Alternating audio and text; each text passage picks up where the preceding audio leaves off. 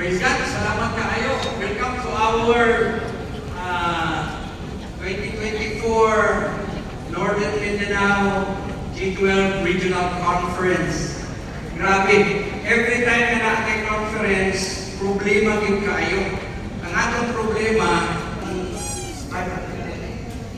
so nakatay overflow. Hallelujah. Yan sa Cinema 1, nakakaghan mo kayo sila dito mga kaisonan. So, we would like nobody is left behind. Amen po ba?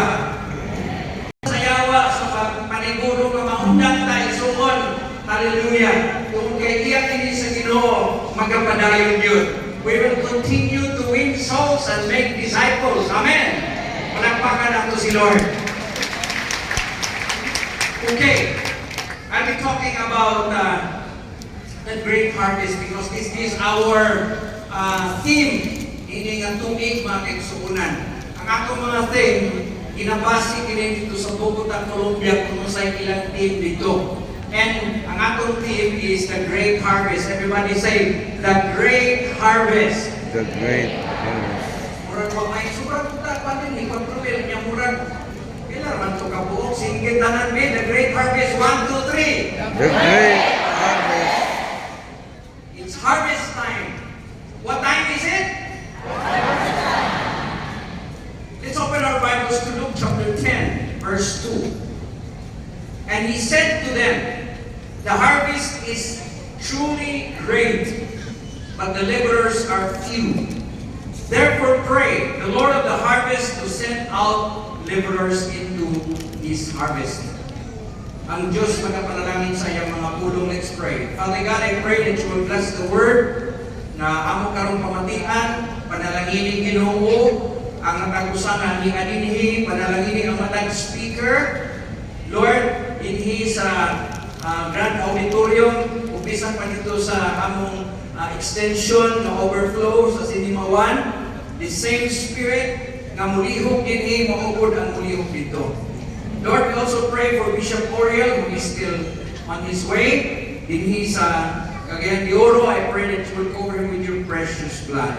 Bring him here safely in Jesus' name. Amen and amen. Mao kini ang isulti ni Jesus sa iyang mga tinun-an. What time is it? Harvest time. Gusto na to. What time is it? Harvest time. It's harvest time. There are just three things here nga akong hisgutan. I'll be talking about the harvest field. Secondly, I'll be talking about the harvesters. And thirdly, I will be talking about the harvest. So, focus kita sa harvest. Everybody say harvest. So, kung sa ganitong tulong nga atong hisgutan karon, harvest field, harvesters, and the harvest. Susugdan nato ang harvest field. Asa man ang atong harvest? Sabi ni saya pa ang alanihon, no? Dunay dako kaayo ang alanihon. Nagingon dinhi, the harvest truly is great. Dako kayo ang alanihon mga kaigsuonan.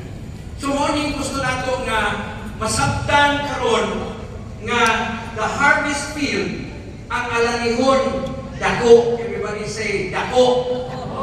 Ha? Daghan kayo ang alanihon mga kaigsuonan.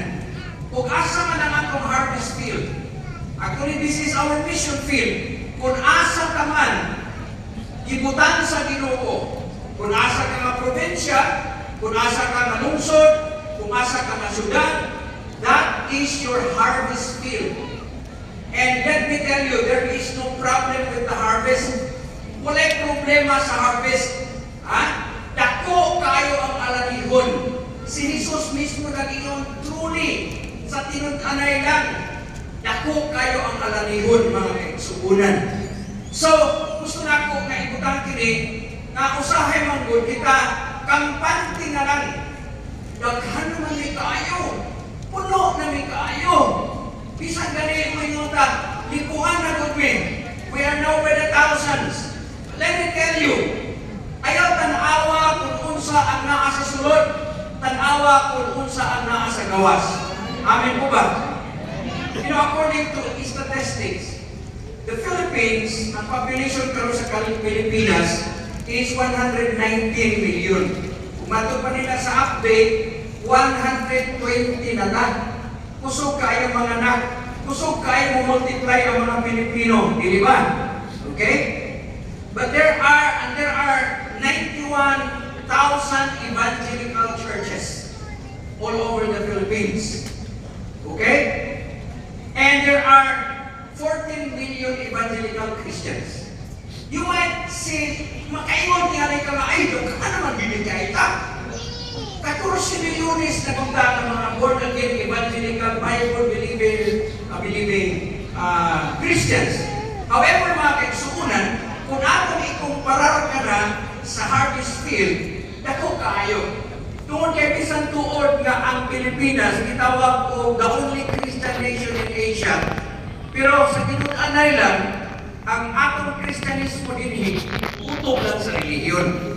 Kung atong tan-awon ang population, 120 million against the 14 million. Ambot lang gani kahak niya ng 14 million kung tinuod pa kita ng mga born again. Tinuod pa kita ng mga disciples of Christ. So, kung atong tan-awon, we have to consider why are we doing the Great Commission? Why are we doing the vision? Because the harvest is great. Dako kaayo mga kaigsuunan. I don't know kung ano sa population sa Cagayan de Oro. Dito sa Davao, ang among population dito halos 2 milyones na. 2 million. Among din sa Cagayan de Oro, kung ano sa update or sa Cebu City ba, pero sa Manila, dako kaayo mga kaigsuunan.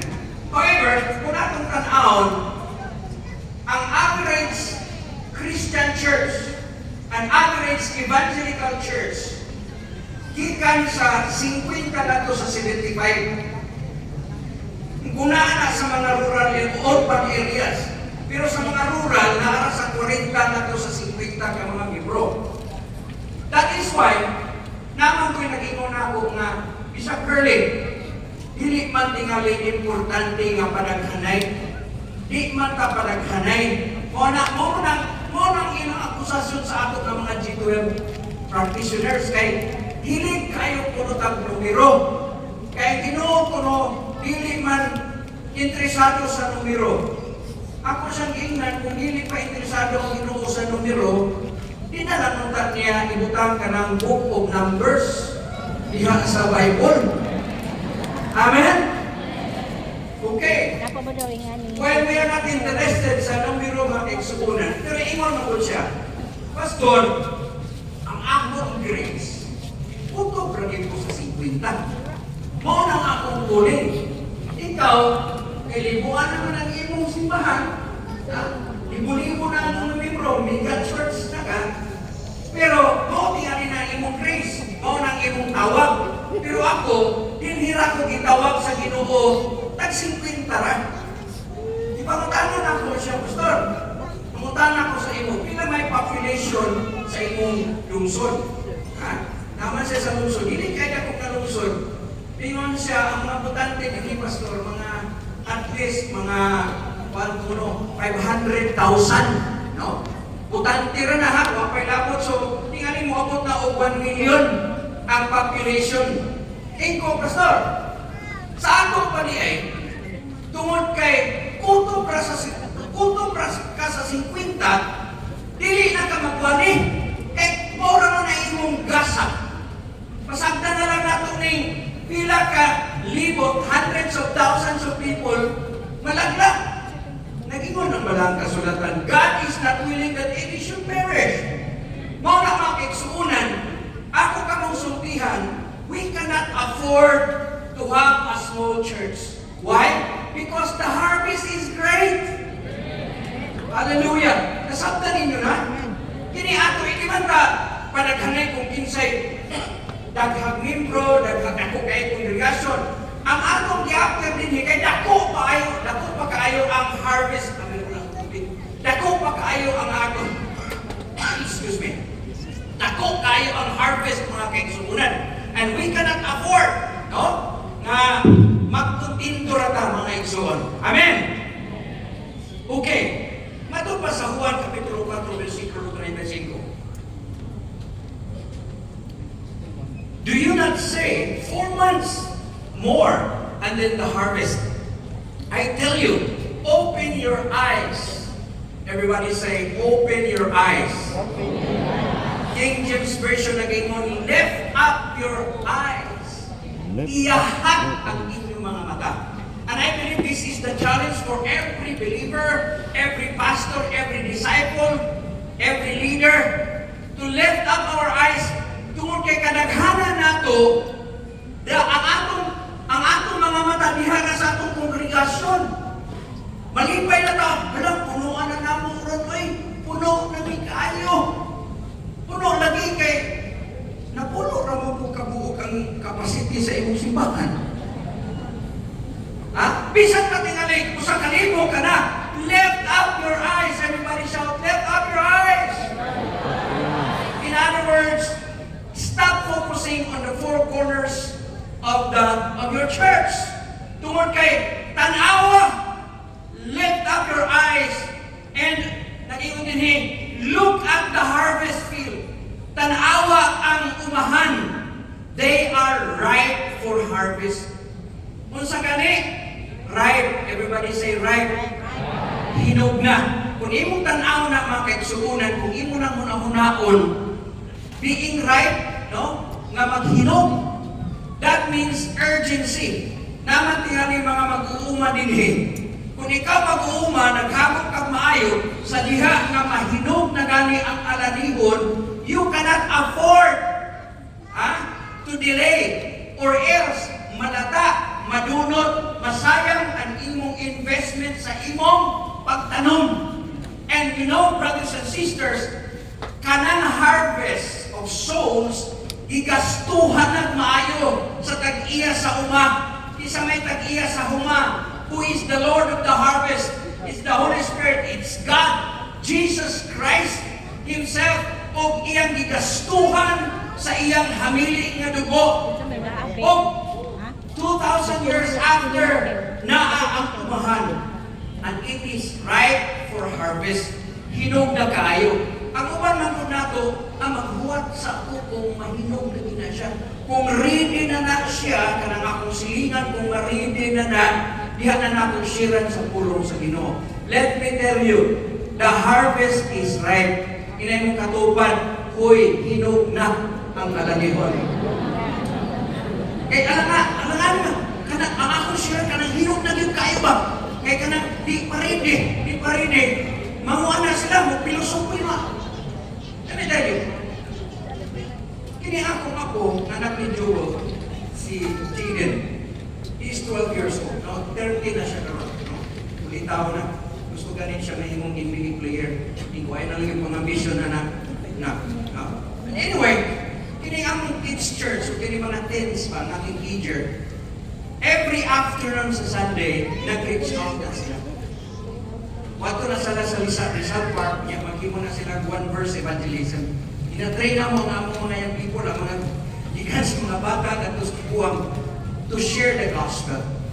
Ako na-bless kayo kung ino sa lulo. I was able to share the gospel dito sa Rizal Park this afternoon, yan na Sunday. Ko, and I was able to share. I was able to share to 3 people. Kaya na ako, mga bata, ako lang yan this year, ha? Ikaw pila may edad. Ang usa ko noon 20 years old. Ang usa 30. Ang usa 51. Hanggang ako, ha? Are you really serious? Tinuod ka? Yes. And you know what to look? The 51-year-old, when I shared the gospel, he began to cry. Minghilap teenager, mga kaigsunan tens, nag-share sa one verse evangelism, ning sugod og paghilap. And di din ako nakita nga harvest is ripe. Ayaw pag-alanganin, igsuon kay hinog na. Kanang imong silingan, kanang imong classmate, hinog na mga igsuon. Amen. So the harvest is ripe. You know, nag-ingon din sa Mark chapter 4 verse 29. As soon as the grain is ripe, He puts the sickle to it because the harvest has come. So, Dako ang alanihon, kunya hinong pagyod ang alanihon ready na. So, ang atong himuon pagpangani na ay gitawag og sikol. Kung sa man ang sikol sa Binisaya, garap no? Sarap. Garap, sanggot. Ha? Mga igsoon, harvester na kagkanan, naa ba kay sanggot, naa ba kay garap. O, kasama ni atong garap, mao na ang atong kanang gitawag o readiness. Ha? Ang atong gitawag o passion to win souls and make disciples. Ready na natin mga materials, ang uban ko na ito, natin garap, pero habol na. Kaya naman, way gamit-gamit. Mo na the more atong bayron, mo na nakining atong conference, mga mentoring, pagbaid na sa garap. Hallelujah! Amen? O hinaot ako, na pag-uli na itong ikanini conference, nahait na po atong garap. Kaya kung ba natong garap, itay anak, kaya wak na gamit. Kanang usa kasundan, kung hindi mo na gamitan, tayo mo na, huwag mahabol. Ang uba na ito, sige kang garap, di mo maputol. Di mo makuha, kaya naman, di maabis, kaya naman, habol. O mga igsoon, dili lang kaya na, ani man ni ako. Ang alanihon, ani, dili di pananggi. Di ba mo sa kalainan sa ani o pananggi? Kung sa man ang pananggi, mais. Kinahalan ng garap, di mo man ang anamon ng pano. Kadang mga mais. Pero ang ikumpara nun ani, so nagkinahalan kang sangguti mo igarap. Mau na nga, ready na ang alanihon, ha? Dapat ayuhon ko na to, be ready for ang sa sikol because it's harvest time. The harvest has come. Amen? So, ready na ba nga itong mga garap, mga kaigsunan? Oo. O na nga kung gihapon, nahapon naman itong garap. Ang uban mo ito na ito na tayo garap, imbis gamito ito sa harvest, kita naman hinuin ng tinig-basay. Nagpininsi nga na may sa garap na dinautay. Di man ang garap para na sa imong isig katao, para na sa imong mga silingan, para nga tumaani, para sa puluhan ko sa Ginoo. Amen? Tingnan mo ka ito pa, ayaw paggamit na imong garap ha. Kasi magigmasan na kagaroon. Hallelujah. And the other irony, these are the irony. Ang unang irony is that dako kayo ang kuwan, no? Dako kayo ang ano niya, the harvest is great. Ang ikaduha, the harvest is ripe. Ang ikatulo, short pag ang time. As long as it is day, we must do the work of Him who sent me. The night is coming when no one can work. If you will look at this mga kaigsuunan, morning tulo, the harvest is great. Next slide. The harvest is great. Dako kayo ang alanihon, ha? Katapos, the grain is ripe, hinog na kayo, pero hingsawag na nga. The night is coming when no one can work. In other words, the Lord Jesus Christ is coming. We are now in the end times. That is why we cannot afford mga kaigsuunan na magkuhan ng tanong, magluling-hayaw, mag-relax-relax lang ta. Tungod kay being part of the great harvest, brothers and sisters. Dako kay alanihon, I pray that every member, every disciple of every church represented here, and every pastor, you will realize kung unsa ka importante, unsa ka dako nga buluhaton kini, no? The harvest is great, the grain is ripe, and the time is short. Jesus Christ is coming back. Nahibaw naman tana ba? Imang tamang-butang ko ka ng pizza, no? Pero Jesus Christ is coming back. Kapit na mo balik ang Ginoo ay igsuon. Ha? Muna nga, mga nabalakas na kasi kirahon punta sa Inchik. Sa ba, mag-gold one na. Pasabdi na sila diha. Ang atong gira din winning souls and making disciples. Because what is the ultimate sign of the coming of Christ? Dili gira, dili nino. Dili si Kiburay, ay dili si kanang Antikristo. No? Nag-ingon sa Matthew 24, this gospel of the kingdom shall be preached as a witness unto all the nations, and then the end will come. kinahanglan magbisita sa pagwali sa pulong sa Ginoo, winning souls and making disciples. Amen? Ang ikaduha ito sa harvesters.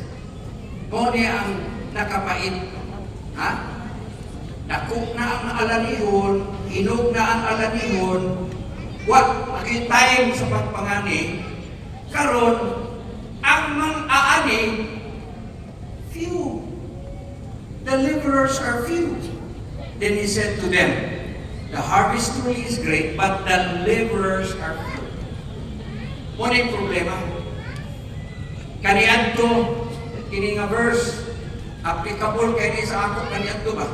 The harvest is great and the laborer is one or two. Kay kami naman ni Mrs. Pastora Nili ang mag-harvest. No? Mauna kadaghanan, igsuon sa mga kasimbahanan kaniadto. But we thank God, it's no longer true today. Amen? The harvest is plentiful and the laborers, hallelujah, are 12. Wanay na namin. Basig dili lang 12. The laborers are 24. What if sa inyong simbahan, the harvest is plentiful and the laborers are 144? Pero dapat ang tanan laborers. Ang tanan apil ka. Inayin mo katupad. Ingnan na apil ka sa aning.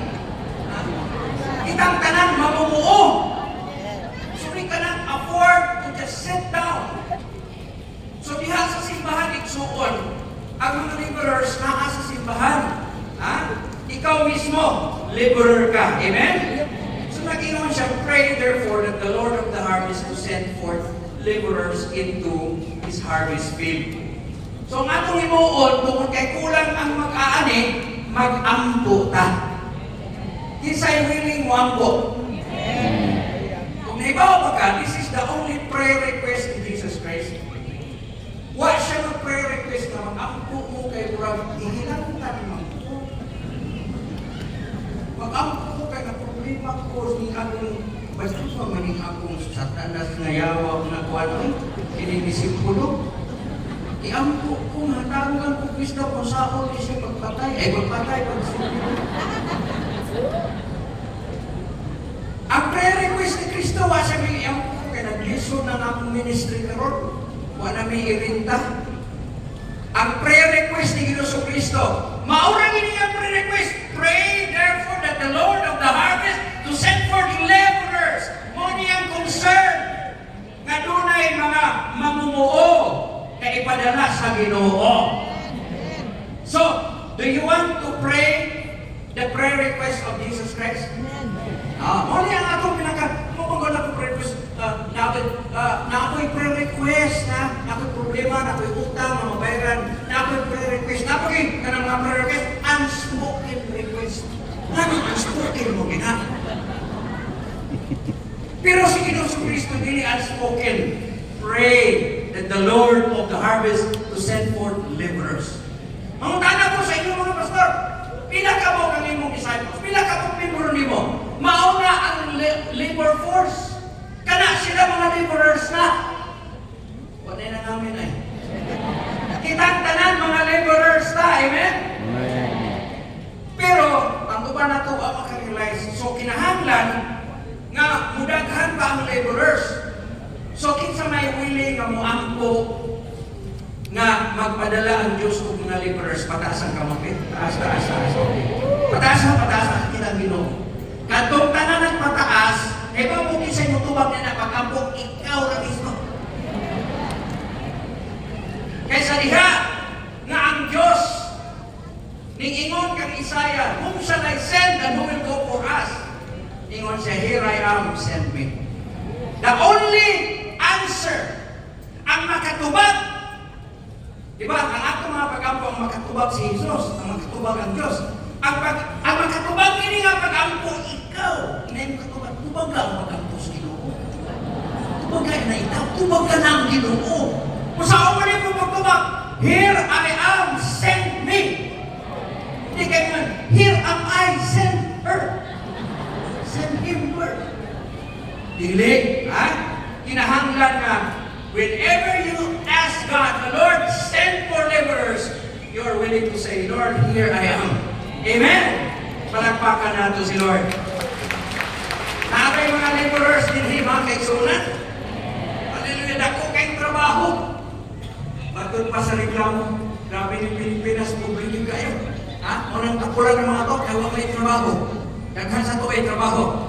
Kung daghan ang itag trabaho niya, niya puros no vacancy. Ni ay trabaho. Nga, everybody is welcome. This is the work of God. Hallelujah! All you have to do is to say, here I am, send me. Hallelujah! So you are the answer to the prayer of Jesus for laborers. Inahin mo katubag one more time. Ikaw ang tubag sa mga pag-ampo ni Jesus. Tubagan na intaon siya. That is why we need to disciple our people. That's the reason why we make disciples. You know, I am now part of the PCEC, Philippine Council Evangelical Churches. Kami ni Pastor Junel, Pastor Bishop Uriel. No? And the thrust today of PCEC, you know, there are 91 evangelical churches, 1,000 evangelical churches all over the Philippines. 51,000 of them are part of the PCEC, some of them part of the PGM, and some are independent. However, kung imong ikwatanan, na ay 91,000 evangelical churches. But the trust karon sa PCEC with the leadership of Bishop Noel Pantuha is a decade of discipleship. Tungkol kay nakita sa leadership sa PCEC, nga daghan kayong atong mga kasimbahanan, 91,000 na god. Pero ang average ng mga Kristohano, mga simbahan, pwedeng gamaya ra. O ilang na-realize na katong mga disciple-making churches like the G12, palapakan na to ang G12, are counted as disciple-making churches. And these are the churches that grow. That is why, ilang i-challenge sa tanang mga evangelical churches nga mo apply mahimong disciple-making churches. Okay? So, mo ni ang ilang trust to disciple every believer, every member. Dili naman ang pag-usa ako, kapila na nakatuwing hapit 20 anyos ng G12 rin. But there are a lot of churches also, allergic lang sila of G12, but actually, G12 is a disciple-making church. Nagdaman nato na, you are not just G12, but as far as PCEC is concerned, you are a disciple-making church. Everybody say, I am a disciple-maker. Because we obey the command of God, go therefore and make disciples. So kung imong ang mga disipulo, no? Imong himuong disipulo ang imong mga membro, hallelujah, you will become a disciple maker. What is a disciple? Nag-ingon si Jesus Christ sa Great Commission, Matthew 28, teaching them to obey. That is what discipleship is all about. We don't teach them everything. Ang problema mo sa kadaghanang mga pastors or mga kasimbahanan, they teach people everything. No, you don't have to teach people everything. You just have to teach them to obey. Everybody say, to obey. And that is what discipleship is all about. Having the character of Christ. Having the Christ-like character. Having the vision of Jesus na maabot sa atong kinabuhi, that will catch the vision. Teaching them to obey. So it is the responsibility of every Christian to become a laborer of Christ. You've got to be a disciple of Christ. Kadto ng mga disipulo ni Kristo mo ay muapil. Ang pangutanan ako, disipulo ka na ba? Tulo raman ako, disipulo na rin. Kuhintay yung katupad mo, disipulo na ba ka? One of the concerns of PCEC was asked, how can the pastors make disciples? Na ang una ko nung idisipulo ang pastor. Tinuod ba na? Dili na tinuod din sa ato ha? Ibig ba kay disciple naman tatanan. Pero daghang kay mga kasimbahanan nga dili disipulo ang mga pastor. Gani ang nag-disciple nila ang ilang mga board of elders, board of demons, board of,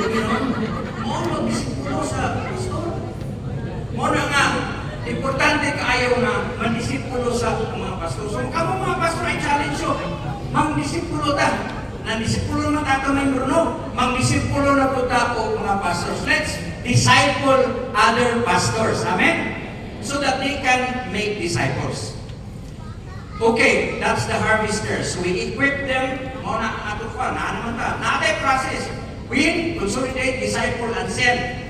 This is the strategy how to train our people to be involved with the harvest.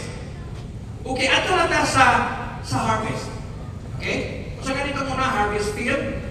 And then, harvesters. Kitang tanan, harvesters. Amen? Karon ato ta sa harvest. Kung sa may atong himuon sa harvest, kung sa atong himuon sa abot, there are 3 P's there. We'll be talking about the produce, the process, and the product. Okay? Everybody say produce, process, and product. Okay.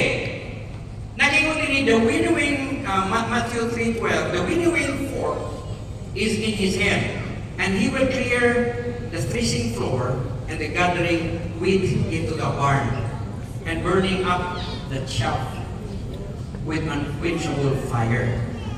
Now, there are 2 kinds of churches. No? Duha ka klase. Kung saan ang klase ka, nasipahan, are you a barn? Or gitawag ko storehouse? Budiga na ba ka? Kadaghanan sa mga simbahan, istakanan lang sa produce. Daghang kahit ang produce mga kaigsuunan. Sako-sako ang atong ani. Through all these years, sako-sako ang atong ani. Ang problema lang, ang atong ultimate goal na mahimo na siyang product. What's the use of 100 sacks of rice, 1,000 sacks of rice kung ato nang i-pile up sa storehouse? So, ang atong goal diha nga ang produce mahimong product. Kung sa may product sa humay, kung sa inriyukso ka na, bugas. Gikan sa humay, mahimong bugas. Kung sa man pagkahimong bugas, doon ay proseso. Ato na siyang galingon. That is why our churches must become a threshing floor. Daghan sa atong mga kasimbahanan, storehouse lang, budiga lang. Pero dapat ang atong mga kasimbahanan must become a threshing floor. Ha?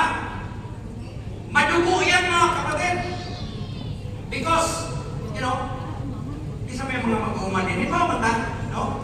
Di man yung kumakaon ng tipase. Salamat sa Ginoo sa mga tipase. Salamat sa atong ani. Pero daghan kayo mga membro sa simbahan. Tipase, rani hapon. Di nga ni makatupad kung bugas na ba na o tipase. O, kasi bugas na siya. So, ang imo sa tipase, imo na siyang galingon.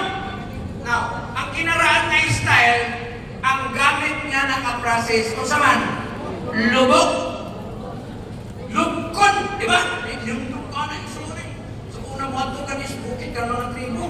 Naanasulay ka ng dinurado dito, mahumot kayo na ng bugas ng pertingumutan. Basta, ikaw na may bisaya ng manok niya. Lamig alay niya. Pero, ang ilan itong bugas, nakaktipasin pa, kapapos sa mga bisita, pastor, puta dito, lugkon. Diba? Tulog ako ko ba yun? Labi, ay, maayag na yung synchronize pa.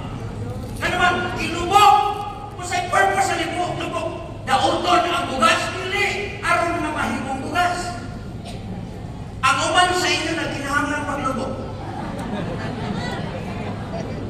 Ang uban sa inyo, ang uanan ko sa paglubog, kaya hindi mo gusto. Bugas lang ko, simba lang ko, kuto prata diha, igsuon. Pero ang kinahanglan ng Ginoo, mga tipase. Di makaon ang tipase. Lugkon. Mao na makiksuunan. That is why, sa proseso, lugkon ta sa itong pastor. Kinsa na may nalubog dire. gikoreksyonan ta, gibadlong ta sa atong si leader. Hallelujah. So kita itong wali ni Pastor. Uy, hallelujah. Yan abang yung mga pagsulay sa atong kinabuhi. Gibuwagan kasi yung kuya. Kaya dili man to Kristohanon. Gilubog raga. Inay mo katupad, hoy, gilubog raga. Kung didisiplina ka sa imong pastor, gilubog raga. Because that is a process for you to become a product, for you to become a leader. Ano na yung purpose na to sa mission? So, inay may imong katupad, pagpalubog na. Ang uban na to, balikon ako na to, balikon na to itong verse sa Matthew 3:12, balik at taas-taas. Matthew, nagyan din 3-sink floor, no, na, 3-sink floor, hindi ka itong na yung 3-sink floor. Anyway, naging ang 3-sink floor, gathering his wheat, trigo man ang gamit din, no, pero kumay lang, kaya wala na sa itong trigo. Mauro na yung hapon ang natanaw, no? Burning out the chaff with unquenchable fire. Di ba, pag humani mo grupo, ibutang din mo sa nigo. Hallelujah, di ba? O niya.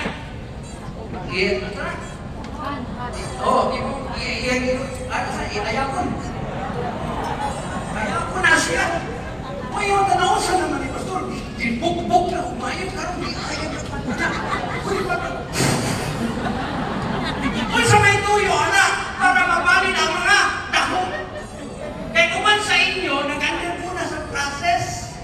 Kung nga nag-encounter, naka-istorya na, or destiny training, pero ahopon, pag-ihapon. Atong taphan, amen? Dili tungod kay ay, nalubog na ko. Daghan pang taho. Liyan yung katupad yung daghan na tungkol para daghanan para pa. Praise God. That's why enjoy kayo ng atong process. Ang purpose ana para mahimot ang product. Hallelujah. So mga kaigsuunan, gusto sa Ginoo nga magpalubog ta o magpatahog po ta. Amen? Hallelujah. What is the process of discipleship? Si Pastor Peter Tanchi is our chairman of the board. Grabe kapassionate mo po siya sa discipleship. Let's define what is discipleship. Because ang akong definition sa discipleship ay, as we finish this lesson, disciple na ako. Diba? Mamaman na sa ato po. Naman tayo na lesson, life class, di ba? Encounter na to, destiny training, wala siya. Pero, is it because, matukan na yung mission Korean hanggang manual ba ang discipleship? Porque daghan kayo nakagraduate na sa destiny training, SOL, nakagraduate na o ka ng, usay ka na encounter, kalima na kung nag-encounter. Warshak na Kristuhan. What is discipleship? Morning meaning sa discipleship.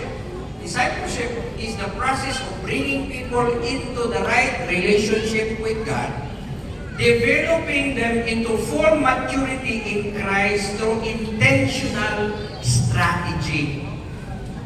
That is why, ang ubang mga simbahan na dili-ditual walay estratehiya, maglisod sila.